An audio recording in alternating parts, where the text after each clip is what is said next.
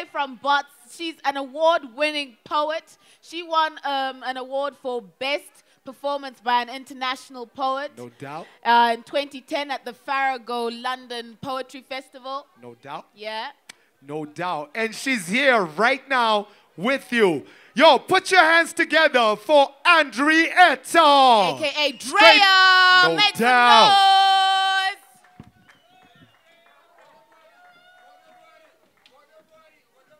Hello, Harare. Thank you so much for having me. This is my first time in Zimbabwe. There's one thing I'm taking back home, though. These trees. It's not fair that we had to go through all the sun while you have the tall trees. My name is Drea for short, Andreattah like they said. I'll start with two poems. I would like to introduce myself to you with two poems without the music, and then I'll call the Essence to come and join me. Are we there? Good. This poem is called Finding My Words. My late grandfather is the only one in my family who knew that one day I'd become a poet. He witnessed me write my first poem in the sand at 2 years old, recited back to the earth as if to hold it safe for me, till I was old enough to understand what those words meant, how words meant spirits, hearts, people. My mother said she would look on, wishing I would look up, write them in her eyes. She would hold them safe for me. This is what mothers do, she says. And when I learned how to read, I fell in love with the pictures, not the words, the pictures. I don't recall what my first encounter with words did to me, but I grew up fearing words, loving pictures, stripped my dreams of words till all that was left were images. Junior school, I drew, I painted, dipped my hands in plaster of Paris sculpting unicorns. And at varsity, I studied computers. Not for the jargon or the pay or the hangover left for the millennium bug, no. Somebody told me that they too speak mnemonics and conceptual models. It was a promise of images, of buffers, registers, bytes. Images no book can ever illustrate. But even that didn't spare me the torture of other people's words. Yes, I've met words. Double-faced words that do nothing all day but lie. You know those words that change color if you put them too long in the sun? I've met words that sweat a lot if you put too many layers of clothes on them. I think they call that padding. And I've met words afraid to go back home, so they felt misunderstood all the time, that it was safer on the streets. There were no rules. It was allowed to be slang, no forced to rhyme with every word that passed by. I've met words that play hide and seek all day, all the time. And the problem with those words is I fell for them. Or rather, I fell for him. See, he spoke to me in graffiti once. I replied in cryptic, and we haven't stopped talking ever since. Now it has been over a year, going on to 2, and we still speak in symbols and insinuations of other symbols. I don't remember why I left my words back there, but I need them now more than ever. I need to be able to ask him a simple question like, what exactly do you mean?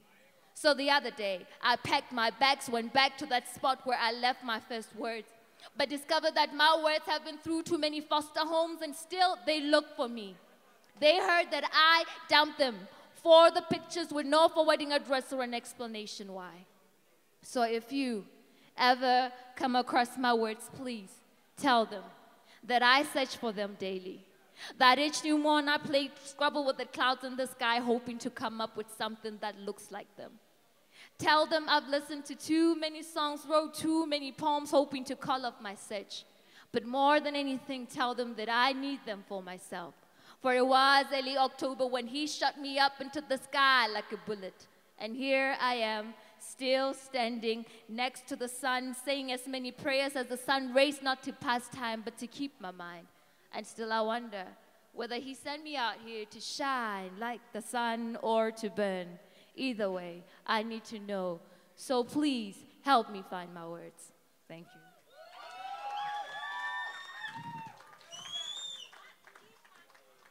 Do we have any Botswana in here?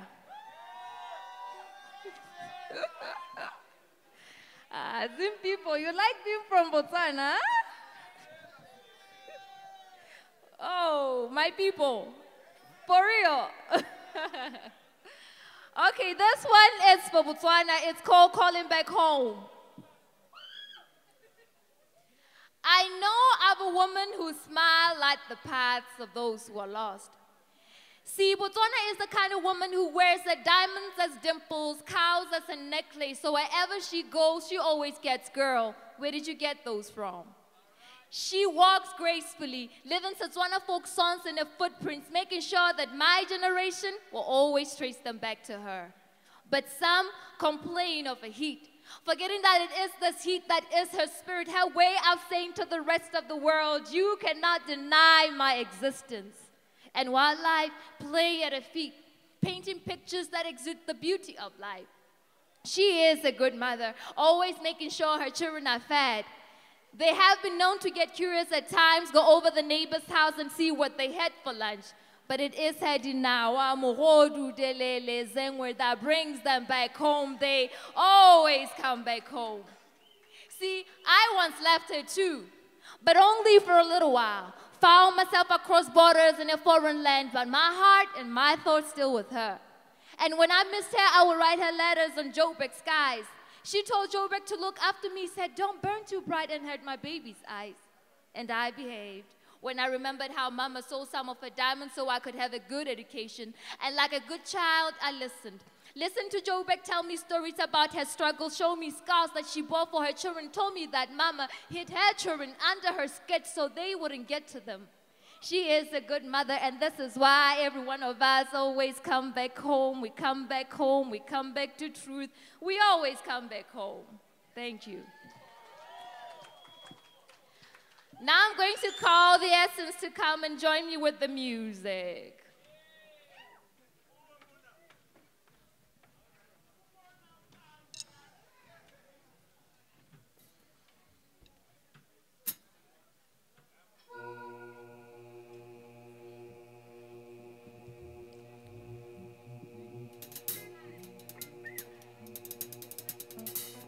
Life isn't fair sometimes. So when they don't write you a love poem, write one to yourself. This one is mine and it's called Dear Drea.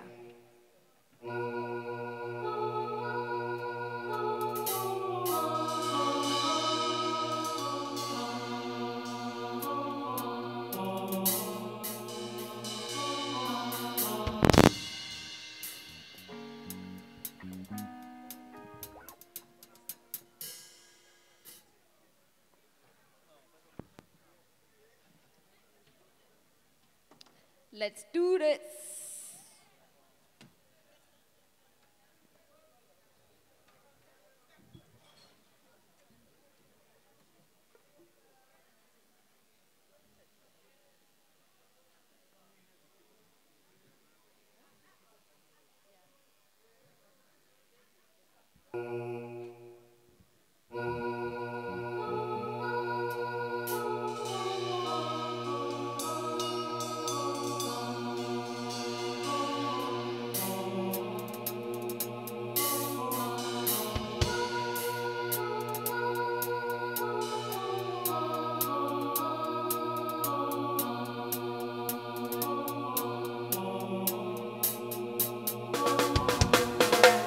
Dear Drea, I know they tell you leave everything behind.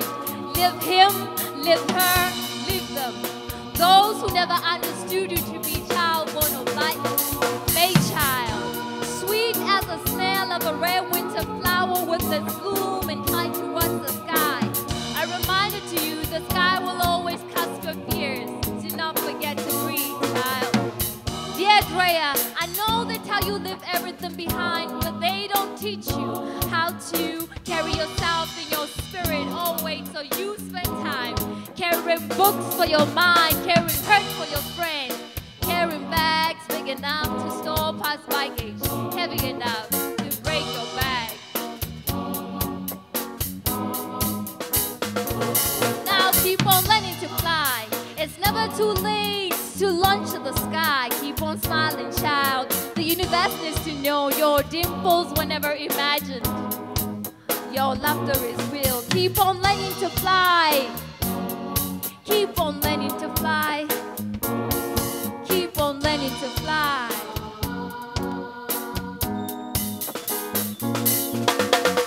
Dear Drea, I know I never told you I love you. My words trap beneath the souls of those who leave you. But tonight, it's just you and I knew you when you kind of love.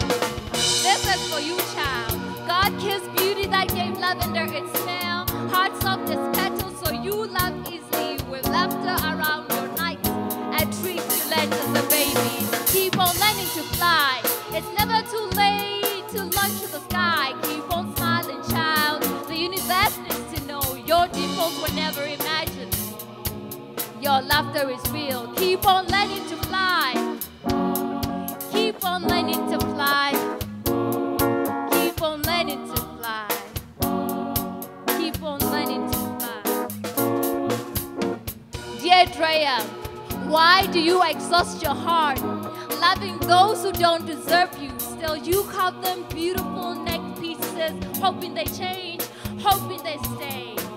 Your days never end and you hardly rest. You make night your friends, rearrange your dreams which you hardly get time to dream. So now, here is chamomile for your pillow. Maybe it will help you remember rest. Maybe it will help you remember rest. Maybe it will help you remember rest. Now keep on learning to fly. It's never too late to launch to the sky. Keep on smiling, child. The universe needs to know your dimples were never imagined. Your laughter is real. Keep on learning to fly. Keep on learning to fly. Keep on learning to fly.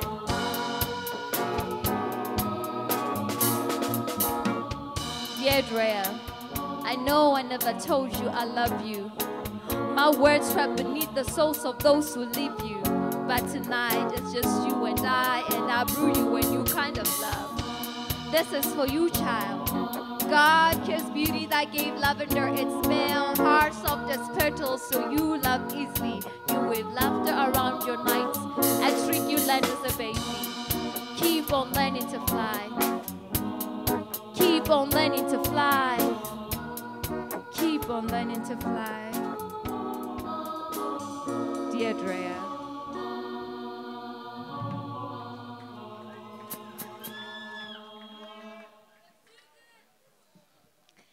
Now the next poem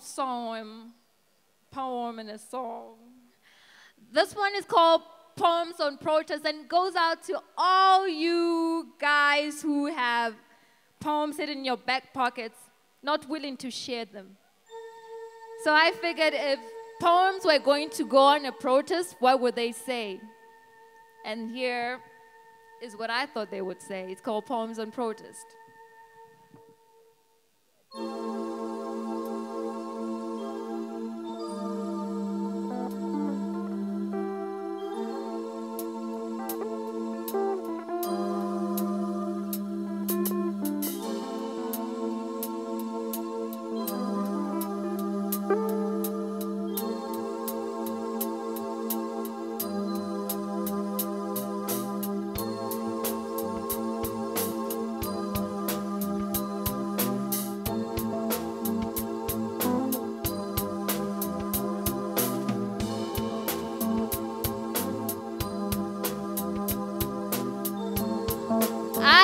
On the radio today that poems are going on protest to free every single poem that was never heard.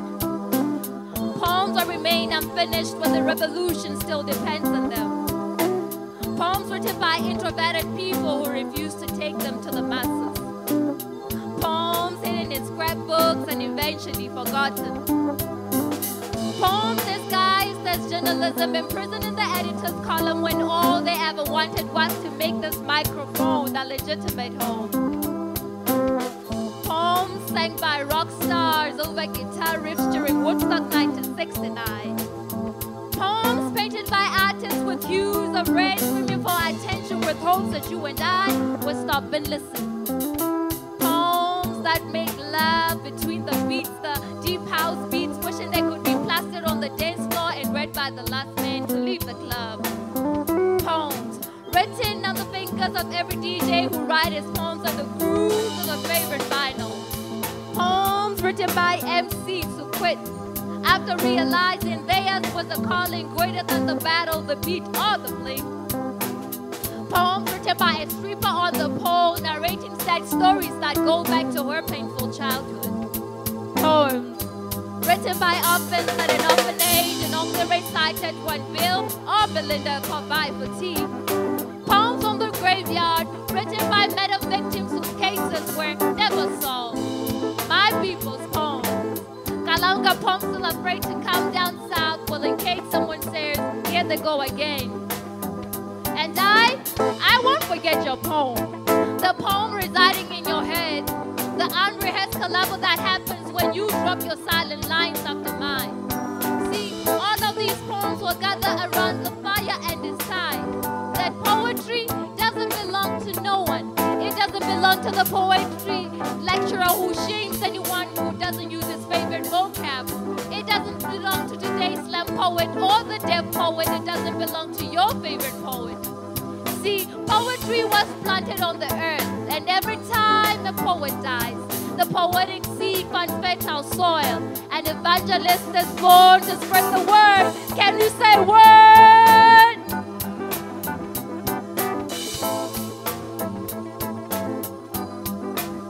Now keep on writing and keep on sharing. Are we gonna do that? Are we gonna keep writing and keep sharing?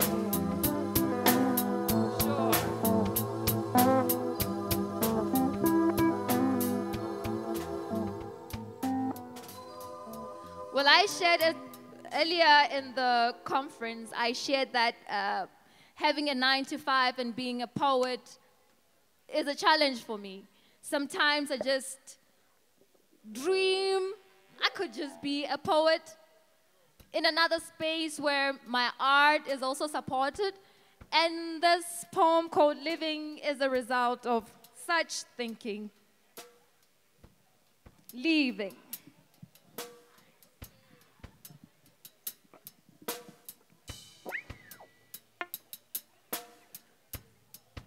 Don't mourn for people who are still alive.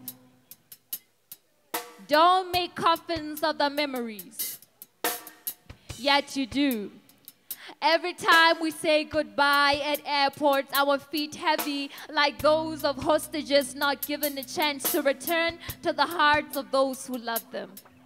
See, somewhere between transit and psychic lens, we forgot that everyone has someone, something they wish they could check in and will never come back. The kind of baggage that must get lost. See, I don't like the airport much these days. It reminds me that my soul wants to fly. Begs me, eyes blooming with promises not to return, but Botswana is my home. And I have never learned how to leave anything or anyone I truly love. Made pinky ring promises never to leave. So I avoid books that speak of places I've been. Places that laid artistic eggs in my gut, now hatching into butterflies. I sleep crouched up, but they still escape into the night. Write me letters on my pillows. Tell me that my poems don't hold me hostage and I should go. Look for my tribe. Lose the stilettos, the pencil skirt, replace them with a brave heart. See, my poems are my children.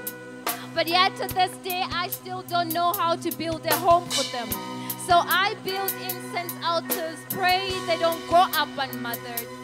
I have never been a mother before, and instinct never taught me how to make them understand that I need to work so they won't be fed and not send them out to labor for me. Still, they resort to emotional blackmail, leave tears by my door every time I leave for work, which I pick up like lost pearl earrings left there intentionally to remind me that the world is my oyster and I was meant to fly. That if I choose to stay, I can only stay long enough to realize that the world is my oyster and I was meant to fly. My friend looked at my feet the other day and asked if I'm expecting a visit from the stock. No. My feet swelled up because they are angry at me for telling them the truth that it is dangerous to get attached to land. Hearts break when it's time to leave. Hearts break when it's time to leave. My heart will break when it's time to leave.